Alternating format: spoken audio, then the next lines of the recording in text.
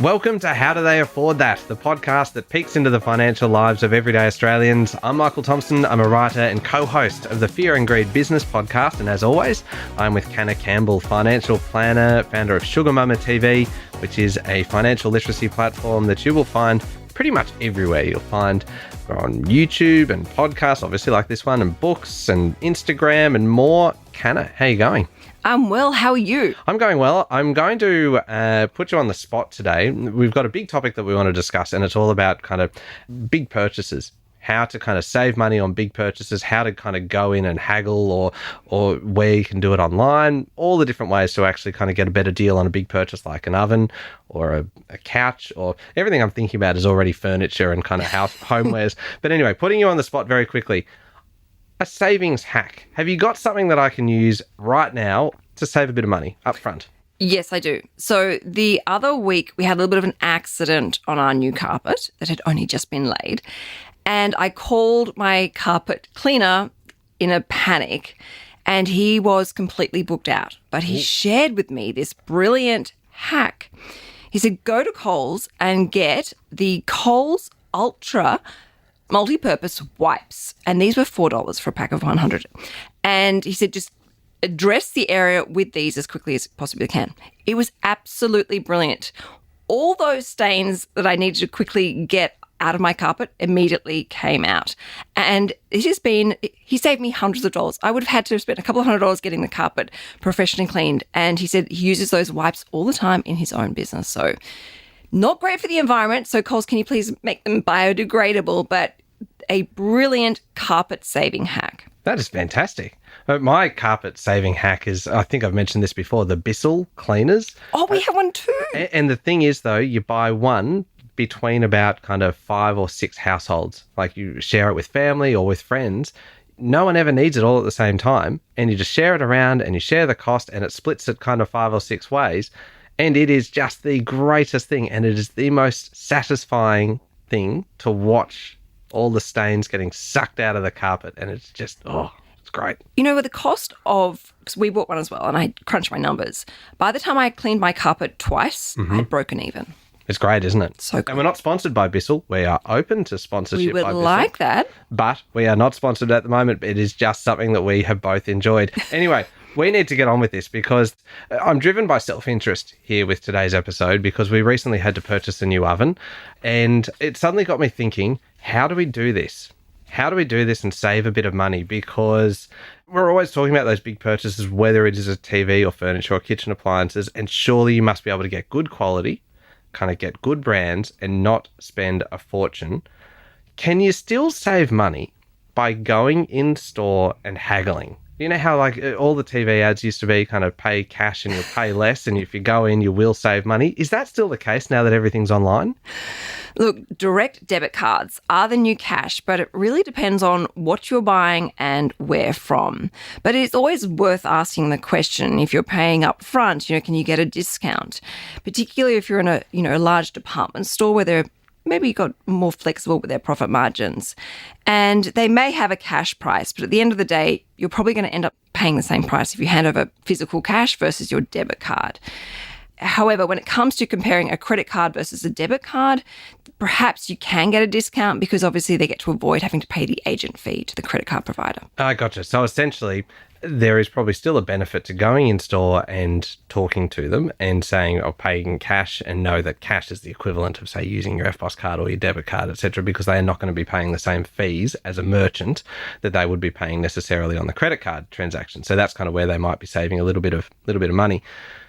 A lot of people find this step kind of difficult, kind of actually going in there and haggling with them. How do you actually do it? I'm assuming, I'm making assumptions here, but I'm assuming that you are an expert haggler. Oh, yeah. You should have taken me shopping with you to go buy that oven.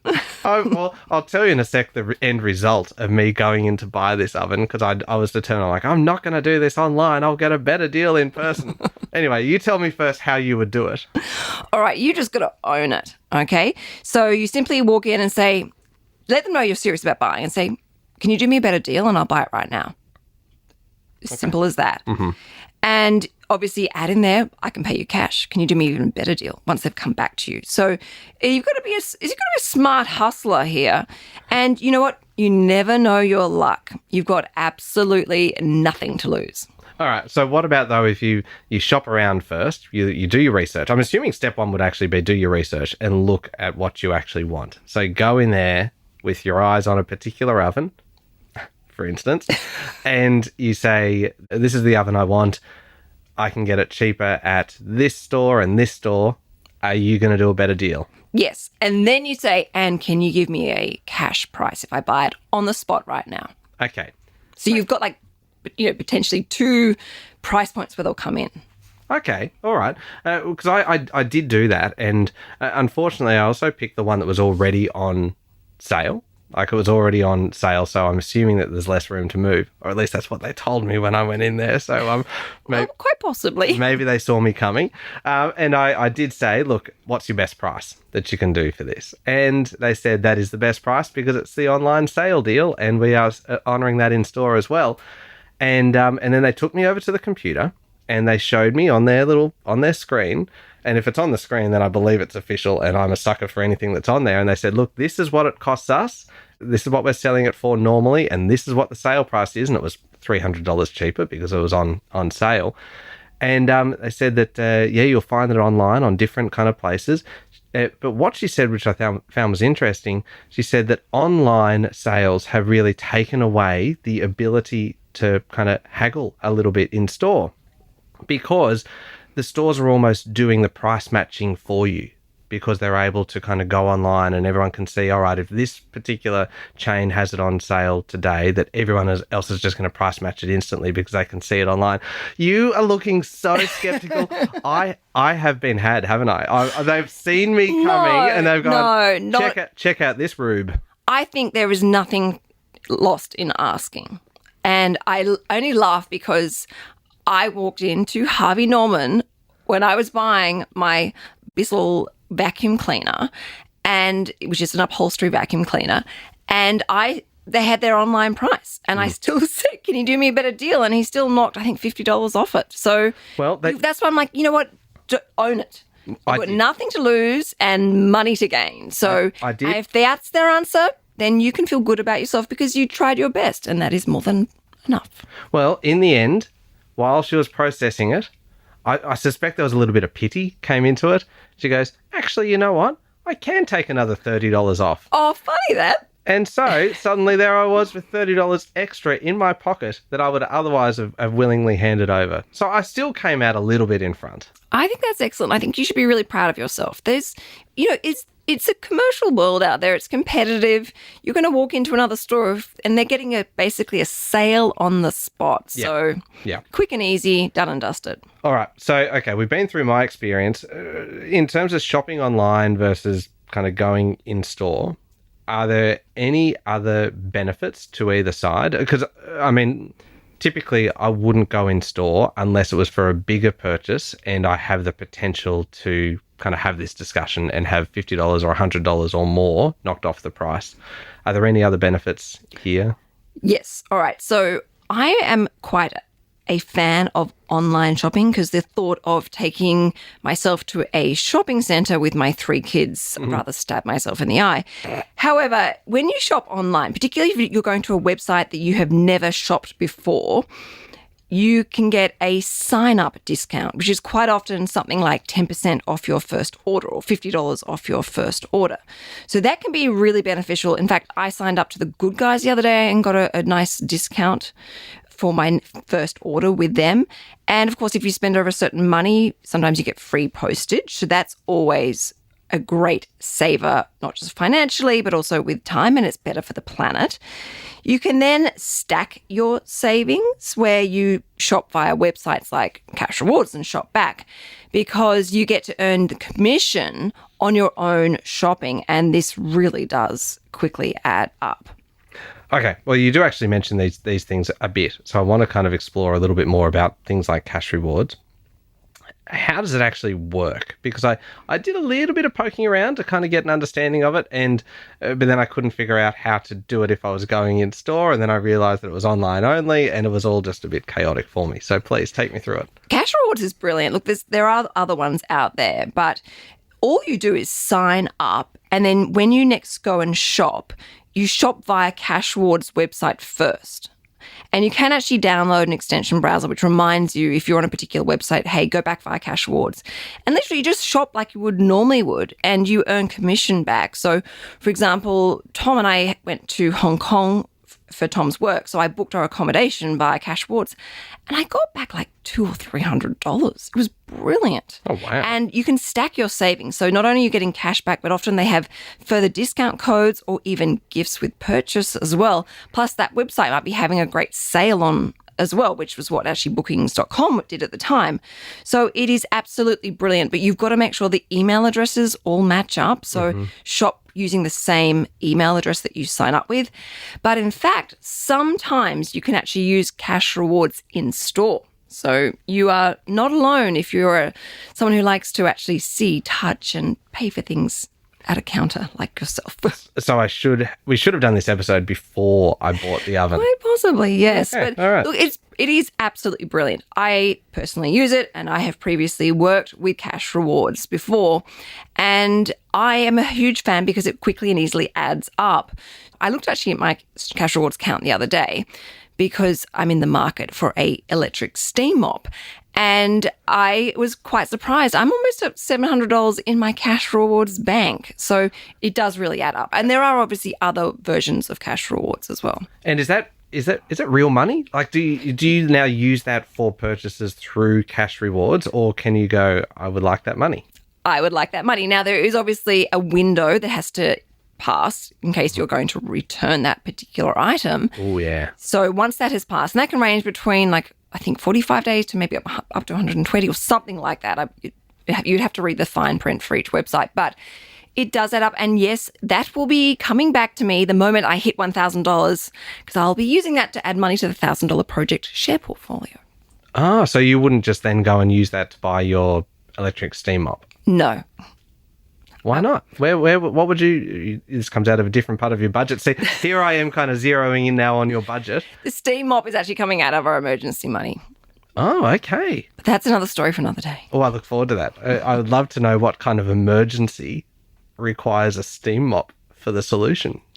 Let's just say I'm sick of crappy mops that just break and fall apart. We have to go back to the hardware store and buy them over and over again. Okay. All right. No, that all actually makes sense. And it was kind of slightly less exotic and less kind of messy and exciting as I kind of hoped. Anyway, big purchases. We are talking obviously about kind of those big ticket items, whether it's a couch or whether it's a TV or something. Is there a best time of year for a purchase like this? I know there's so many sales. It seems like there's a new sale kind of every couple of weeks, like between kind of Black Friday and Boxing Day sales and end of financial year, and which one do you pick? Does it just align with when you need the item? It's funny you say this because I actually did some research, and there are 13 major retail sales throughout the year. So really, just wait 4 weeks and there'll be some special offer on, and you don't need to pay full price. No one should be paying full price anymore. That is my new motto for life when it comes to shopping. I like that. So I'm just writing that down. Nobody should be paying full price. That is my key take-home message from today. So which out of those, do you have a particular favourite? Is there one that's kind of more competitive than the others? Where are the biggest kind of savings? You know what? I have to say, I think Black Friday is phenomenal. It's international. I find it really competitive, aggressively competitive. And I've noticed each year as Black Friday approaches, some of the retailers are getting quite sneaky and they start their Black Friday like on a Tuesday. This is good. It's good for us. It's good for consumers. And it also means if supplies are tight, or you're looking for a particular size or a particular colour or model, you can get in quick before everyone nabs that bargain. All right. Okay. So pretty much once a month almost. It averages out to be. There is a sale. And obviously they do kind of accumulate around kind of November and into December and Christmas and all of that. So there's kind of plenty of good savings to be had around there. We might take a very quick break. I want to talk afterwards about buy now, pay later and the kind of the role that has in some of these big purchases, but also kind of store finance and, like the whole pay nothing for 60 months and things like that, because I've always found those intriguing. And whether they are, you look skeptical again. Not at all. It feels like whenever we step into the studio, your natural state now is skepticism. That's not you. You're the skeptic, not me. I know we've changed. We've actually swapped now. I've become the kind of the manifesting guru here, and you've become the skeptic. Maybe I'm just skeptical of you. Oh, all right. Well, we will come back in a moment and we will talk more about big purchases.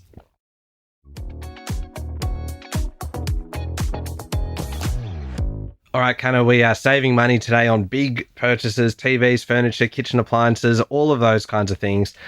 Buy now, pay later. This has really taken off probably over in the last decade or so. It's really been kind of focused. When we're talking about things like Afterpay and Zip and others, and we've done a full episode on Klarna and Zip and Afterpay and the rest of them, which is probably worth going back and having a listen to, because it kind of goes through the pros and the cons, and there are some risks and things that you need to take into account when kind of considering buy now, pay later. In a nutshell, kind of how does buy now, pay later work? And in the context of, say, if you were going in to spend $2,000 on a new sofa bed, how would that work for buy now, pay later? So buy now, pay later is typically paid off over an 8-week period, 4 equal fortnightly installments. And as you're purchasing that particular item, that's when the first installment comes out. And it's done and dusted, within 8 weeks, so it's completely paid off. So if you're going to be looking at using buy now, pay later as the financial planner, I just want to remind everyone that, if you're using this, and this is not advice to use it or not, but check your budget beforehand so you can factor in those repayments. And if you can actually pay your item off early, which is quite often a brilliant idea. And you never want to have multiple payments for different purchases going on at the same time, because that's a big red flag that you are relying on this and it is potentially jeopardizing your financial well-being. So perhaps it's time to look at your budget and the way you manage your savings. Okay, then what about like the old school version of this? Harvey Norman. Yeah, exactly. It feels like the finance offered in store, like the 24 months interest free or those kinds of things. How do they work? I imagine there would be a fairly lengthy kind of credit check of sorts before you do it. Yes, they're very similar to buy now, pay later, but they're typically over a 24-month interest-free period. And there'd be a risk there, isn't there, that if you're not paying interest, you still need to make repayments. Absolutely. Unless it's one of those sales where it says no repayments for 24 months at all, in which case it's the whole thing is just deferred, but it's just kind of pushing that further down. And you still need to repay it, and Absolutely. likely then you will still be paying interest and potentially monthly fees and things attached to it. And typically with the 24 months interest-free, after that 24 months, the interest rate skyrockets, whereas it's a different procedure for buy now, pay later if you don't stick to your repayments. Okay. Do you need to disclose your income and all of those kinds of things when you're applying for store finance? Yes, they'll do a bit more of a deep dive into your finances to make sure that you're officially approved. Okay. All right. Does this have its place? Do you, financial planner hat on, does it have its place? If you need something, for instance, in an emergency. Machine. Yeah, a washing machine. Yeah, or a fridge kind of thing. Yeah. These are things that you actually need in your house. And if you don't have the money, if you don't have your emergency money sitting there in your fund, how are you going to do it? Surely something like 24 months interest free or buy now, pay later and your afterpays of the world would be helpful for getting out of an emergency. Look, it is most definitely an option if you don't have that money set aside. But that is why I recommend, you do a budget and you try and pay that item off early and then quickly rebuild your emergency savings so that you are never in a situation where you are purely reliant on buy now, pay later or in-store finance. Okay.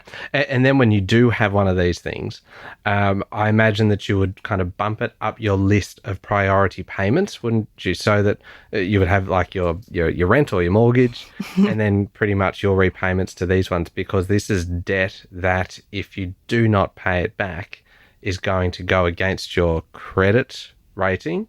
It is going to potentially spiral. It can potentially, like there are certain procedures that they will go through before it goes down that path where it potentially damages your credit rating. Yeah.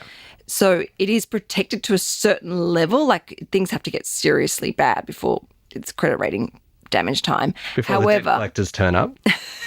Well, buy now, pay later is paid off in 8 weeks. So you've got to quickly get onto it. So that's sometimes the benefit of buy now, pay later. It's bigger repayments, but over a shorter period of time. So you get the monkey off your back. So in a perfect world, we would have cash savings. But as I said, it gets you out of trouble.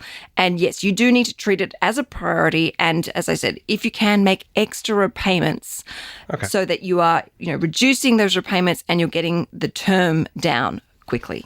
I should have asked you this one in the first half when we were talking about the things that you negotiate and haggle when you're in there in the store. Extended warranties.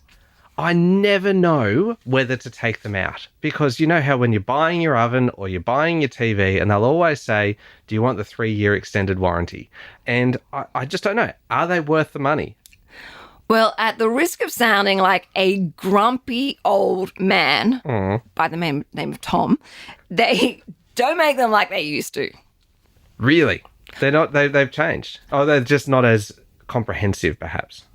Look, growing up, my parents had a washing machine and a dryer, and I'm pretty sure they have that same washing machine and dryer. Things don't last like they used to. They don't make them like they used to. So that grumpy old man might be actually myself. Oh, so you're not so much grumpy about the warranties. You're grumpy about the products themselves. They shouldn't need a warranty. Like, you're just grumpy about everything today, aren't you? No, I'm a glass half full positive Pollyanna. But I do have a great hack here for you. Some credit card providers will actually offer you free extended warranties as part of your credit card membership benefits. So you can actually save your, the cost of an extended warranty, which, by the way, I had to buy a new dishwasher the other day because ours completely carked it. And Tom got to the point where he said, I'm no longer going to be doing the hand washing dishes, that is, because his definition of hand washing was letting it soak overnight for then me to then wash up. So that is a terrible strategy, but it may well have worked. It did. Well, it did. I cracked it. So finally, I bit the bullet and got a new dishwasher, which I did via cash rewards and stacked my savings. However, I noticed that the cost of the warranty was an extra $300. Oh, wow. Yeah, so but then if you shop with some credit card providers actually have this as a additional. So if, for example, the dishwasher comes with a 12-month warranty and you use your credit card to pay for that, and obviously you've got to read the terms and conditions, the fine print, but they will automatically double that warranty to 24 months. Though that would often be with credit cards that probably have an annual fee and maybe higher interest rates after an interest-free period and those things. That wouldn't be your basic kind of no-frills credit card, would it, typically? Look, I did a little research online and it varied. There are quite a few credit card providers out there, but some had fees, annual fees and membership fees. So you've got to obviously read the fine print and do your research. And that is not advice to go and get a credit card just for that extended warranty, particularly if the annual fee is quite expensive. But it's worth knowing, and it's worth that peace of mind and comfort knowing actually if something goes wrong with this piece of equipment, I have that extra warranty if my baseline warranty has expired. Two quick things there on warranties. Number one is that warranties seem to be something that you can actually then haggle over a little bit, that they can sometimes either take some of the money, the cost of the warranty off, or that if you can't get them to take money off the overall cost of the item, that they will perhaps roll in part of the cost of the warranty, I have seen. I like the way you're thinking, and now that sounds more like me. That's right. I'm really impressed. That's brilliant. Thank you. I feel like that might be my only contribution today. Can I add some more contributions on that note then? Please go. Yes. So I don't mean to trump your hack. It is very good. It feels a little bit kind of one-uppy, but that's all right. Please go on. Well, the reason why is I've recently had to upgrade a few things in our home. I feel like there's this Saturn's return or Mercury's retrograde going on in our home with lots of things breaking. It's quite freaky what's going on. Do you find that planets typically break your appliances? Is it There's some sort of kinetic energy going on, because even Tom was like, it's like this house is falling apart around us. But do your research, read the reviews. And for example, when I had all the drama in Frugal February with my fridge and my freezer, which was frightfully stressful because I had everything going off and melting around me, when the tradesman finally came, I asked him 1,000 questions about, all right, what brands are worth buying? If you're going to buy a fridge or a freezer, which ones do you find that you have less issues when it comes to replacing? And his feedback was actually brilliant. And he said, you know what it is? It's quite often the parts, because the parts can be hard to get hold of and expensive. So if you go with a main brand, sometimes that can actually be better because we can access the parts and quickly, and easily replace your fridge. And he gave me a few names of brands to steer clear of and to make sure I consider next time I need to upgrade some equipment. So it's definitely worth doing your research. And also sometimes those warranties aren't really worth the paper they're written on. We just got new curtains in, and they had a 3-month warranty. Now, what's the point of that for curtains? However, having said that, one of the curtains suddenly fell off. It fell off from the ceiling, and I was literally 2 weeks within that warranty. And they were pretty hard to get them to come out and fix it, because they tried to tell me, oh, you're just on the cusp of your warranty. But when they went back to my emails and see when I complained, I was within the warranty time. So I've never heard of somebody making a warranty claim on curtains before. It doesn't feel like the kind of thing that you would need to make a claim on typically. Well, there you go. You are an unlucky person. The planets are out to get you. I told you there is something going on. I think I need to burn some sage around my house. Do you think that'll help? Or just bulldoze it. That's also an option. Okay, we are running out of time, so I've got one last question for you.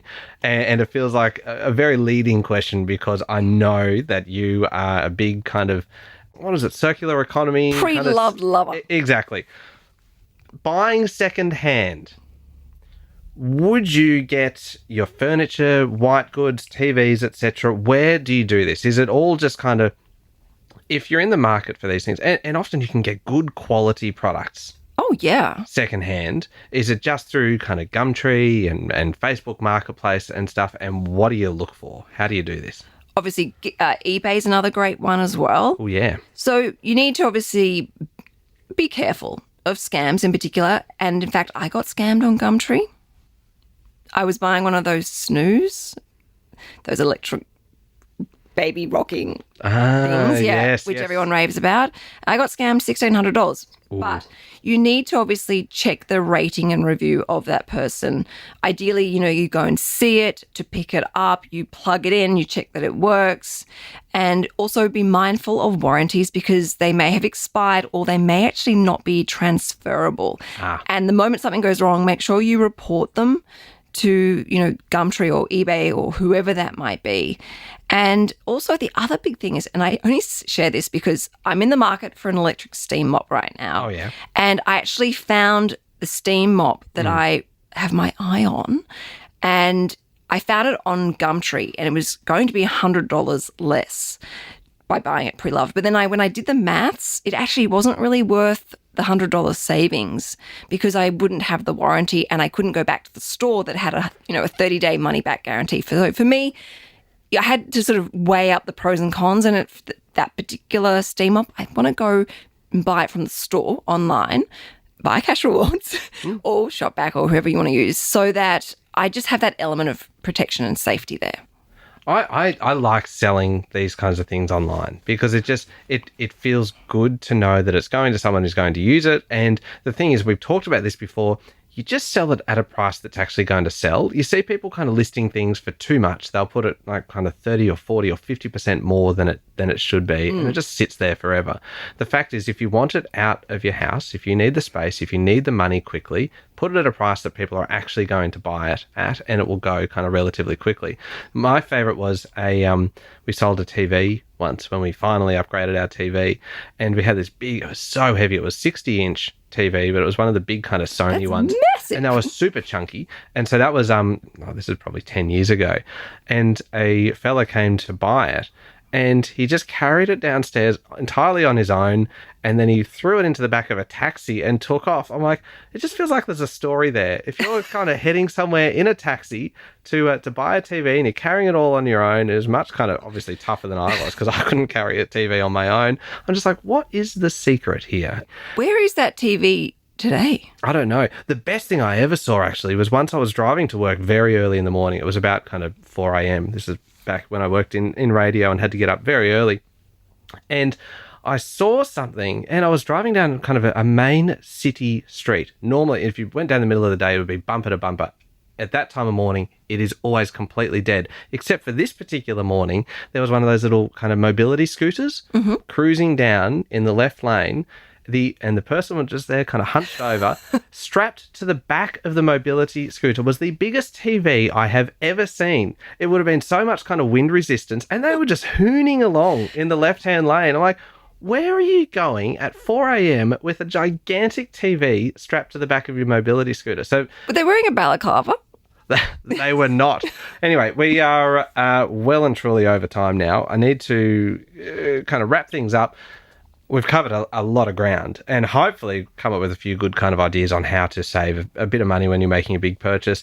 Don't rule out going into the store and haggling. You can do an awful lot online, but if you're one of those people who still likes to kind of go in there and see if you can get a better deal, it is still worth having a crack. Paying in cash helps, but paying in by debit card and by FPOS card is basically the equivalent of paying in cash these days.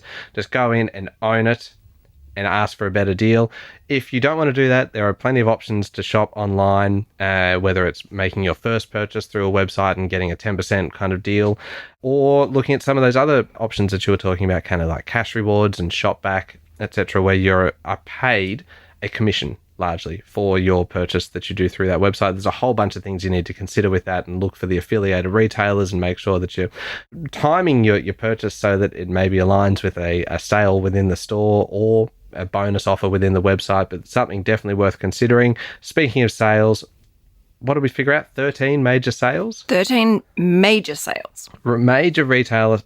And that could be on top of signing up to get your first order of 10% off. Yeah. So you can stack it. Yeah, so whether it's Black Friday or Boxing Day sales or end of financial year or Cyber Monday, take your pick. There are plenty of them. When you are then making your purchase, whether you are considering things like buy now, pay later, lots you need to think about in there. Also, the in-store finance, things like 24 months interest-free. There are a lot of risks, but there's also some benefits to doing things like that. And you need to consider your budget and consider whether it's going to work for you. Extended warranties. We have learnt today, obviously, that Canna is a grumpy old man who says that products are not built quite like they used to be.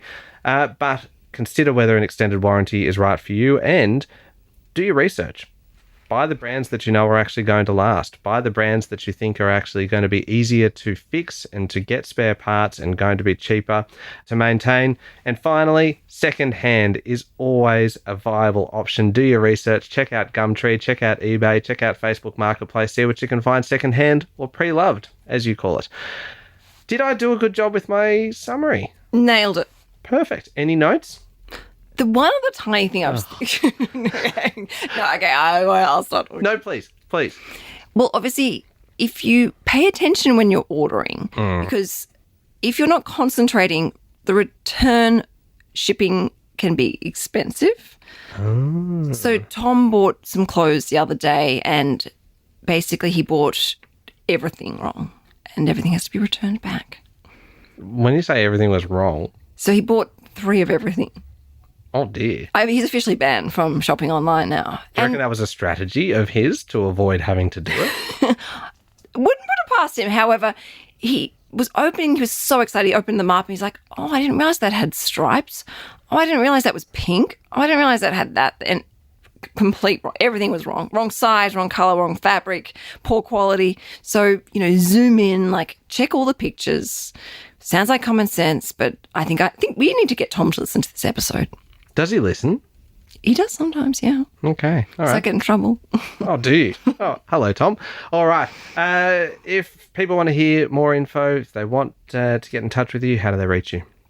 Best and fastest place, Instagram at Sugar Mama TV, and of course on Sugar Mama's Fireplay, which is my podcast every Monday morning. Excellent. And you can hear me every day with Sean Aylmer on Fear and Greed, Australia's most popular business news podcast. Thank you very much for listening to How Do They Afford That? Remember to hit follow on the podcast. Please leave us a review as well. Next week, we got a program that's really focused around investing. We're looking at something that we haven't really discussed on the podcast before. It's commercial property. We've talked a lot about residential property and everything to do with that. Next week, we are getting into commercial property. It should be interesting. Don't miss it.